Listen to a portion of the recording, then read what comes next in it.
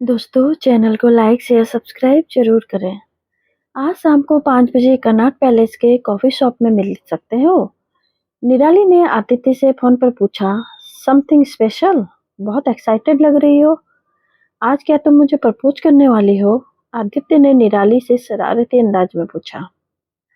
Don't be funny all the time. मैं नहीं, तुम मुझे प्रपोज करोगे आज मिलने के बाद। न्यूज ही कुछ ऐसी है, बस टाइम पे मिल जाना।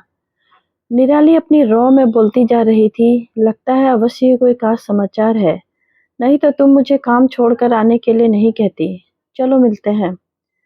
निराली सचमुच बहुत एक्साइटेड थी और उस वक्त उसे समझ में नहीं आ रहा था कि वह किसके साथ अपनी इस खुशी को बांटे।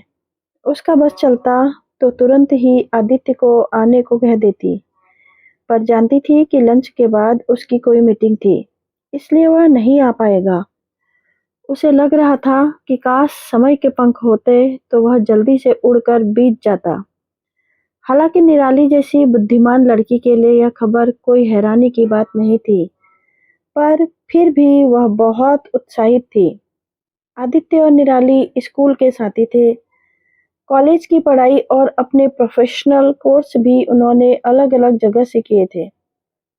हालांकि उनके विषय और अध्ययन के क्षेत्र लगभग समान ही थे, इसके बावजूद स्कूल की वह दोस्ती आज तक कायम थी और इतना वक्त एक दूसरे के साथ गुजारने, एक दूसरे को अच्छी तरह समझने और अपनी हर बात एक दूसरे के साथ शेयर करने के कारण यह तो तय था कि वे आगे भी साथ ही रहेंगे।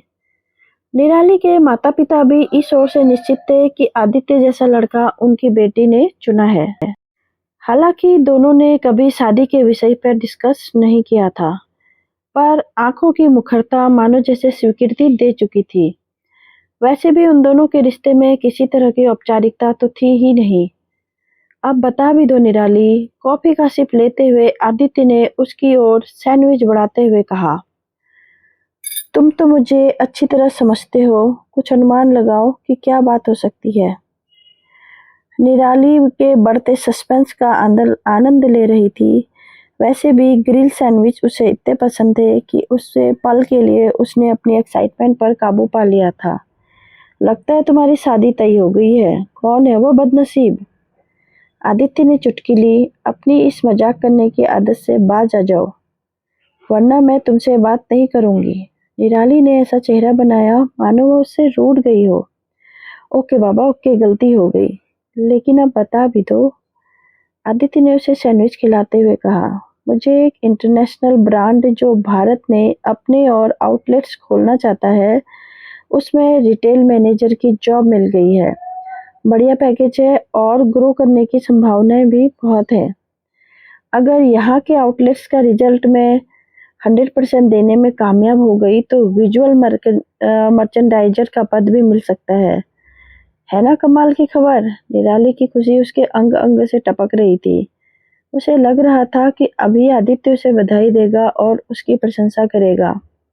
बहुत एक्सीलेंट खबर है, यानी कि तुम्हें लटके झटके दिखाकर मनपसंद जॉब मिल ही गई। कितने समय से तुम इस बात को लेके परेशान थी कि मनचाही जॉब नहीं मिल पा रही है, और वह भी इसी शहर में। लटके झटके दिखाने से तुम्हारा क्या मतलब है आदित्य? यानी तुम्हें लगता है कि मैं इस जॉब के काबिल नहीं हूँ? तुम्हारा इस तरह से मेरे बारे में सोचना साफ बता रहा है कि तुम मुझसे जलते हो। मेरी कामयाबी तुम्हें हीनता का एहसास दिला रही है, वरना मुझे इतने लंबे समय से जानने के बावजूद तुम मेरे बारे में इस तरह ना कहते। निराली क्रोध और अपमान से कांपने लगी थी।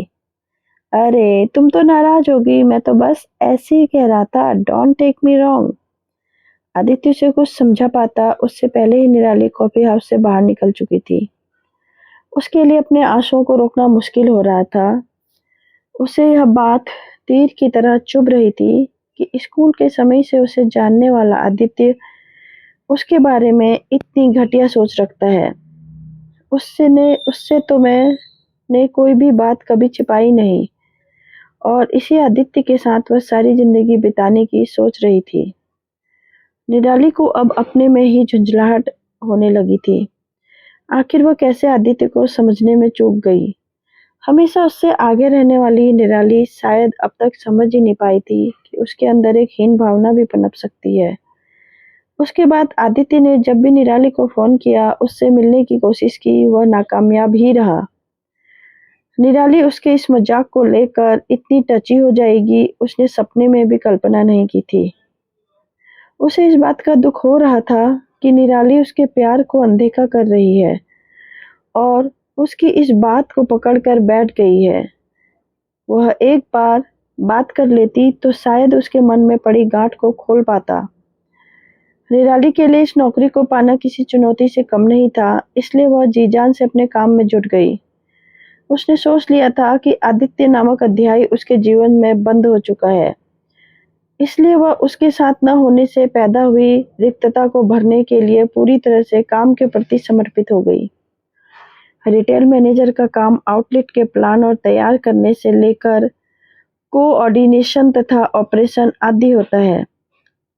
लेआउट के मर्केंडाइजर, रिटेल ऑर्डर तथा स्टॉक की मॉनिटरिंग, कार्यरत लोगों की रिपोर्ट तैयार करना भी उसके विभाग के अंतर्गत आने वाले काम थे।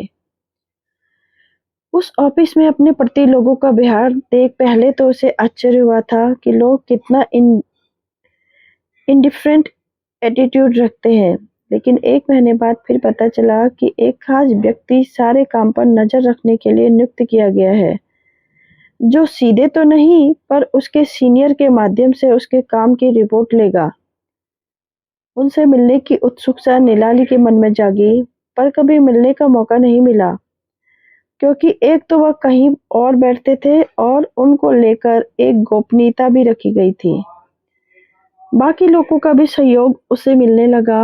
आउटलेट का प्लान तैयार हो गया था। प्रेजेंटेशन देने के बाद वह अपने कैबिन में आ गई थी। अगले दिन उसके सीनियर उसके कैबिन में आए, बोले, प्लान तो अच्छा है, पर अगर तुम इसमें रेखांकित जगहों पर संशोधन और सुधार कर सको तो इसे अप्रूवल मिल जाएगा। निराली को थोड़ा आश्चर्य हुआ था यह देखकर, वरना अक्सर सीनियर तो अपने मतहतों को नीचा दिखाने की कोशिश में लगे रहते हैं और यहाँ उसकी कमियों को छिपाया जा रहा था। आउटलेट खुल जाने के बाद अपने ब्रांड को इस तरह बाजार में उतारना था कि भारतीय मार्केट पर भी उसका कब्जा हो जाए। इसके लिए निराली ने जितने भी प्रपोजल दिए वे पसंद किए गए। हालांकि हमेशा उसके सीनियर उससे पहले कई सुधार करवाया और बाद में सबके सामने प्रशंसा भी की। उनकी प्रोडक्ट सर्विस भी लाजवाब रही। उनकी कंपनी को लगातार ऑर्डर मिलने लगे। ब्रांड प्रमोशन के लिए वह हमेशा नई योजनाएं बनाती रहती और इस बात की भी हैरानी होती कि पहले तो उसके प्रपोजल इतनी आसानी से अप्रूव नहीं होते थे। थोड़ी कमी होने पर ही दोबारा प्लान तैयार करने के आदेश दिए जाते थे, लेकिन अब उसे सुझाव मिलते रहते हैं ताकि वह उनके अनुसार चीजों को सुधार व अपडेट कर सके। अब निराली को समय-समय पर अपने काम का क्रेडिट मिलने लगा, पर न जाने क्यों उसे लगता था कि उसकी गलतियां या कमियों को उस तरह से उजागर नहीं किया जाता है, जैसे कि बाकी सहयोगियों की। लोग दबी जबान में कहते भी थे कि उसके साथ फेवर हो रहा है, पर क्यों? वह जितना सोचती उतना उलझती जाती। एक बार अपने सीनियर से उसने इस विषय पर बात करनी चाहिए, तो वह कहने लगे, यह सब तुम्हारी काबिलियत का फल है, अपने को अंडर एस्टिमेट मत करो। आदित्य से मिले निराली को 6 महीने हो चुके थे। पहले तो उसने भी निराली को मिलने की कोशिश की थी, लेकिन बाद में वह भी खामोश हो गया था। उसे तो पता भी नहीं था कि आजकल आदित्य कहाँ है। यह तो उसे पता लगा था कि वह अपनी नौकरी छोड़ चुका है, अब किसी और जगह काम कर रहा है, पर कहाँ? अकेले में अक्सर उसे आदित्य की याद आती, पर उसकी बात याद आते ही वह अपने दिलो दिमाग पर उसे हावी होने से रोक देती। उसे बस यही अफसोस था कि किसी लड़की को आगे बढ़ते देख उसके बारे में ऐसा सोचा जाता है। क्या कोई लड़की अपनी काबिलियत के आगे नहीं बढ़ सकती? कमियां तो सभी में होती हैं, फिर लड़कियों पर ही क्यों फिक्रे कसे जाते हैं? अपने ब्रांड के पसंद किए जाने और अपने आउटलेट्स की बढ़ती बिक्री से केवल निराली ही नहीं, कंपनी भी बहुत खुश थी। कंपनी को यकीन हो गया था कि भारत के और शहरों में भी आउटलेट्स खोले जा सकते हैं। निराली को यह काम सौंपने की बात चल रही थी। हमारे बॉस इस बात पर करने लगे कि तुमसे मिलना चाहते हैं। उसके सीनियर ने उसे सूचना दी तो पल भर को वह अवाक रह गई। आज तक उनके माध्यम से संपर्क रखने वाले बॉस उससे क्यों मिलना चाहते हैं? लेकिन अपने अंदर उसने मिलने की उत्सुकता उसे बेकाबू कर रही थी। एक आलीशान ऑफिस के विशालकाय कैबिन में जब उसने प्रवेश किया तो बॉस की पीठ उसकी तरफ थी। तुम्हारे परफॉर्मेंस और काबिलियत से कंपनी बहुत खुश है, इसलिए वह तुम्हें प्रमोट करना चाहती है। आवाज सुनकर निराली सकते में आ गई। फिर अपना वहम समझकर कुछ कहना ही चाह रही थी कि कुर्सी घूमी और एक चेहरा उसके सामने आ गया। तुम? आदित्य को अपने सामने देख वह कुर्सी से गिरते गिरते बची। माथे पर एसी चलने के बावजूद पसीने की बूंदें छलक आई। It's me. तुमने तो मुझसे मिलने से मना कर दिया था, फिर क्या करता? आखिर पुरानी दोस्ती है हमारी, ना तो दोस्ती का रंग फीका पड़ता है और ना ही प्यार का। क्यों, ठीक कह रहा हूँ ना? क्या तुम मुझे भुला पाई हो? You still love me? एक छोटी सी बात का बुरा मानकर बरसों के साथ को नकार रही थी तुम। यानी कि तुम मेरी मदद कर रहे थे, पर क्यों? मुझे तुम्हारे सपोर्ट की जरूरत नहीं है। निराली के दिल में तो आग सुलग रही थी, पर आंखों में नमी झलकने लगी थी। मदद नहीं, तुम्हारी प्रतिभा को उभारने और लोगों के सामने लाने का मेरा यह छोटा सा प्रयास था। जिसे आप प्यार करते हैं, उसके लिए इतना सा तो किया जा सकता है। आदित्य उसके पास आकर खड़ा हो गया था।